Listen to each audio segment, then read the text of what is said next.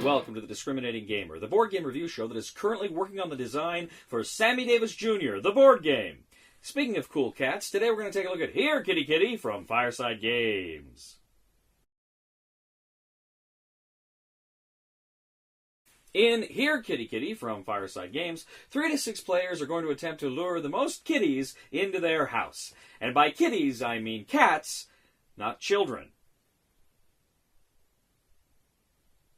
Anyway, what you do is you go ahead and get a bunch of little plastic cats that you put in the center of the play area. Then everybody gets a player board. And these player boards represent your yard, your patio, and your home. And they each have different kind of score values.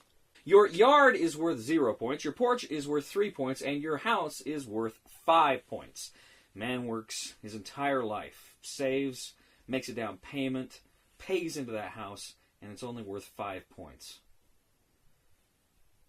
Anyway, players then are dealt out cards. Up to 5 players, you get 3 cards. If it's 6, you get 2 cards. But you deal out cards, and the cards have different things. Now, some of the cards allow you to do things like put some cats into kind of your house's reserve, where people can't touch them. Or maybe you can steal cats from other players' houses. Or you can force players to put cats that are in their porch or in their yard back into the neighborhood, the play area there. So you're playing these dirty tricks on everybody, and you also have defense cards that can help you avoid those sorts of attacks. And then you also kind of have instant cards. If you draw one of the instant cards, you have to play it instantly. You have to go ahead and get that done and figure it out. You also have the option, instead of playing cards, you can move a cat from the neighborhood into your yard, or from your yard to your porch, or from your porch to your house. At the end of your turn, you draw up to your hand size, and you go to the next player. Now, you keep going around like this until the deck of cards is depleted. As soon as the last card is drawn, that triggers one final round, where each player, again, has 2 actions to perform. At the end of that phase, you go ahead and move to scoring.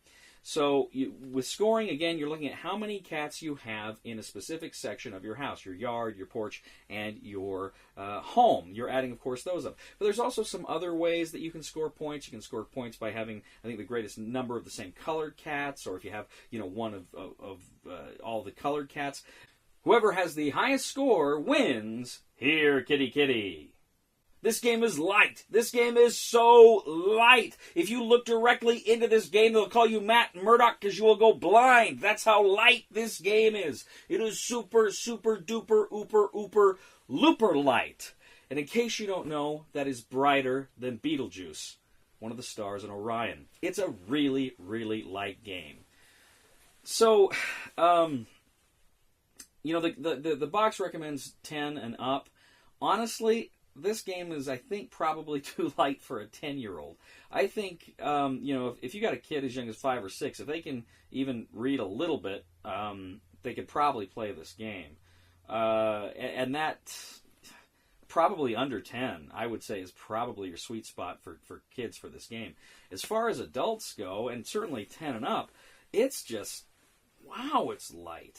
And frankly, for me, an adult-ish, sort of, it wasn't that fun. It felt like every time you were able to start moving cats toward your house to score the points, somebody would play a card and they'd move back out. So you'd see it, get your cards, and there was nothing really good. And you can discard to get better cards, but you'd be there with your cards and nothing's working on your turn. So, well, okay, I'll move some cats. I'll move 2 cats up, one for each action. And then somebody else plays a card that just moves them back to the neighborhood. It's like, okay. It's just not really good decisions here, not really tough decisions. It's just, play a card to attack people or defend yourself or move cats in. Just, man, there was just nothing for me here. And again, do I think it's good for kids? Well, maybe little kids. Maybe. But honestly, I don't know if it'll maintain their interest in the long run. I really don't. I don't know what I was expecting from this game, but I was expecting maybe a little more than what I got. I played some light games. This is really one of the lightest I played in my reviewing career. And again, for me, it just wasn't that fun. So I can't recommend Here Kitty Kitty. Again, real little kids may get a kick out of it, but I'm not so sure. Thank you once again for joining us today on The Discriminating Gamer. As always, we ask you to please leave a comment for us on YouTube, on Board Game Geek, on our Facebook page, or on thediscriminatinggamer.com. We ask you to please like us on Facebook and subscribe to us on YouTube and follow us on Twitter. We are The Discriminating Gamer, and now here's a picture of 5 kittens. See if you can spot them all. Please somebody help me on my feet again, and I don't know where I'm going, and I don't know where I've been. Please somebody help me on the solid ground. It's a long time, and I've been dying.